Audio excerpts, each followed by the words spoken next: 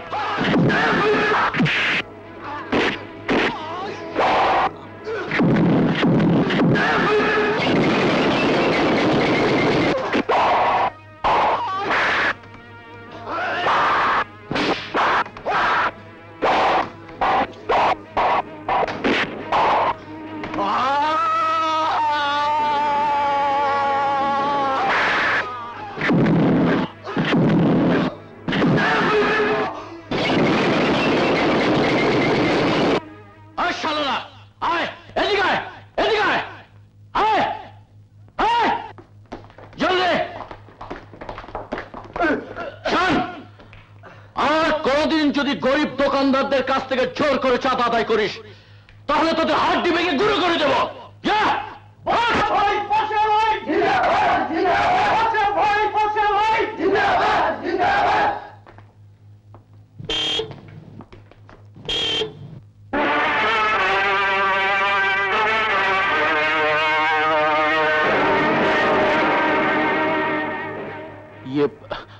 আপনি এখানে? বাদশাহ, আমি তোমাকে একদিন বলেছিলাম টাকা ছাড়া জীবনে চলা যায় না, তাই আমি তোমাকে প্রচুর টাকা উপার্জনের পথ দেখাতে এসেছি। প্রচুর টাকা? হ্যাঁ, টাকা, প্রচুর টাকা। এসো, অটো গাড়িতে।